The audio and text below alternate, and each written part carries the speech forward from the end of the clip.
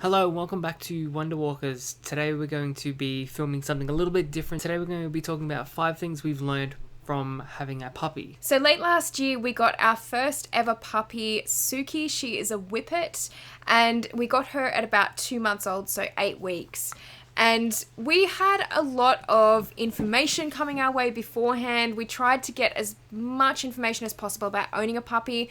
Dan had had family dogs throughout his time at home and with his own family, but for me, I was never allowed a dog. I never had one when I was growing up, so I really needed that extra information and that extra guidance. So can I just say, after all of that information was given to us and we did feel like we had a lot of guidance and we even felt like we were super ready to take on the responsibility of owning a puppy, we still had a lot of stuff thrown our way that we had no idea on what to do, and we had no idea really how hard it was going to be to have a puppy in our lives. I don't think anyone is seriously ready for it unless they've had that experience before.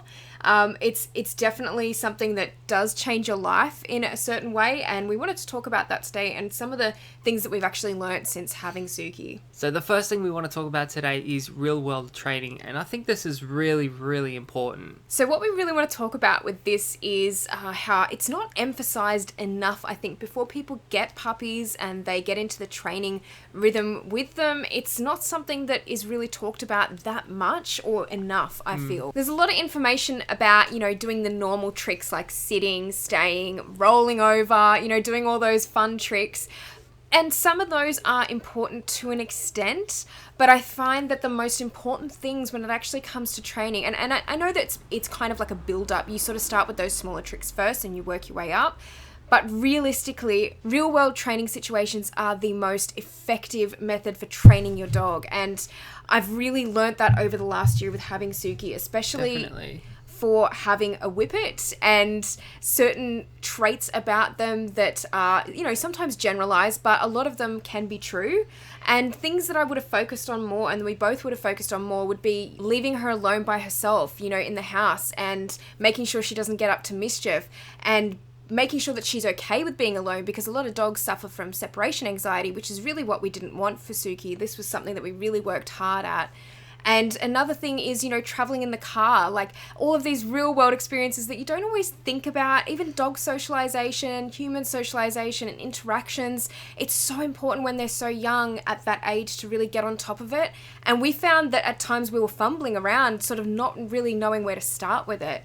So one thing I do recommend, and we both recommend, is puppy preschool initially. That really helped us kind of get off the mark with everything training-wise. But yeah, we really found that was the most important aspect of owning a puppy, was the real-world stuff and actually getting her out there and into different situations where we could train her. Not just at home when we were asking her to sit or stay or, be good.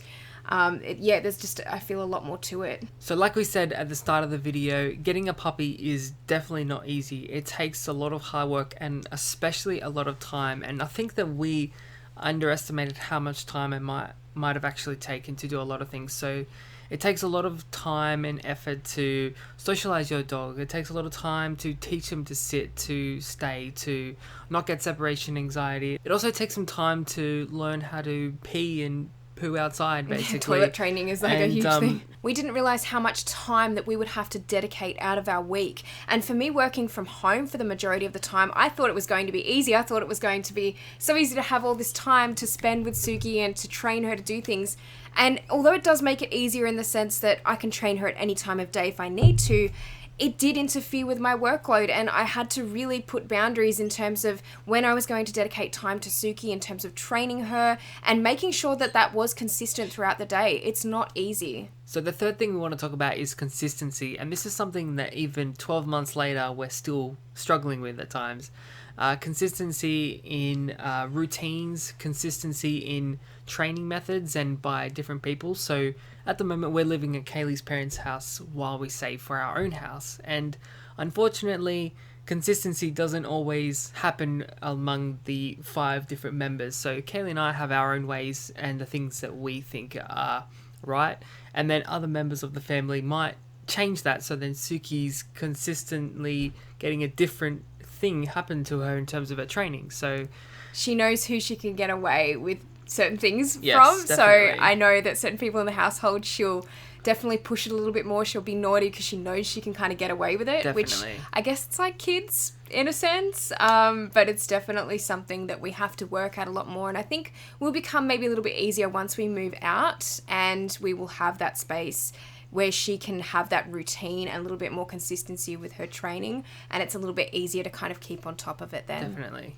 The fourth thing is something that we learned and found out very quickly after having Suki, and that was a tired dog is a happy dog. We found that she was so much more content with being alone, with being asleep, with being calm, and just generally content throughout the whole day. If she had a really nice big walk, if she had a game of fetch, if she'd had a run in the morning, then we found that the afternoons were so much easier, and we could actually start to schedule our work and everything in after that point in time. So that was how we found that dedicating time really helped us throughout the day, is just dedicating that time to wear them out and actually get them going. It's good for them, it's giving them exercise, and it's exciting for them. It's like the favorite part of their day.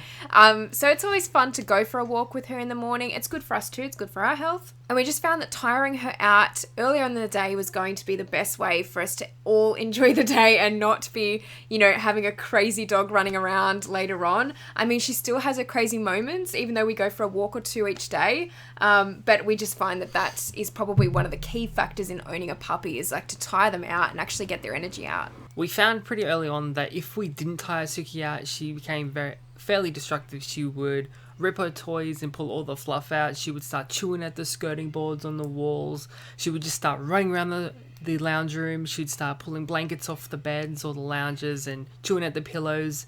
But when we took her for a walk or we took her to the dog park, all of that stuff basically disappeared. She would come back very happy from her walk or from her run, and she would kind of just lounge around for a couple of hours. And sometimes that did happen later on in the late afternoon or nighttime, but at least there was like quite a few hours, at least 4 to 5, even 6 hours of her not doing any of those destructive things. So that made her happy. She was tired, and it made us happy because she wasn't destroying anything around the house. And the final thing we want to talk about is don't believe all the generalizations of the particular breed of dog that you have. For us, and with a Whippet, we found that there was a lot of generalizations about them being anxious, and them about being not non-barking and things like that. Suki barks quite often, I find. She's not really anxious for the most part. She doesn't do great in the car. We read that that Whippets are quite good in the car. Just little things like that. So there are things that we learned, and we kind of went into this thinking, oh yeah, this will be fine with her. But it's the complete opposite, actually. There were a few things that did ring true, like, for example, with the anxiety. She doesn't really have too much of that now, but when she was very young, she was very anxious around other dogs and very scared. So we really had to work very, very hard, probably twice as hard as what we thought, actually, with that. But then certain other traits, like Dan said about the barking, she's quite vocal at times, and even with playing, she can be quite vocal. I mean, for the most part, she just doesn't sit there and bark all day or anything like that, but she definitely barks a lot still. We were under the impression too that Whippets were quite lazy, even in their younger years.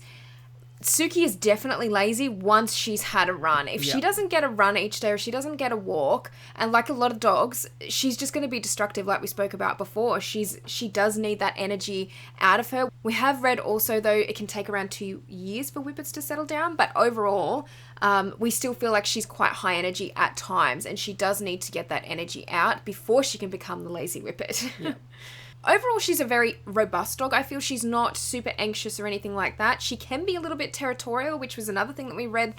Whippets weren't territorial at all, but we do feel like from time to time she can be a little bit territorial. So it's just things like that you just have to take with a grain of salt and actually see for yourself what your dog's personality is going to be like and how you train them. Not all puppies are going to be the same, and listening to the generalizations is not always the most helpful thing, and going by that alone. Thank you so much for watching this video, and we hope you enjoyed it. If you'd like to see more videos about dogs, or even specifically about Whippets, we'd love to make more of them because we have a Whippet and we want to share her on our channel as much as possible. So if you're interested, let us know.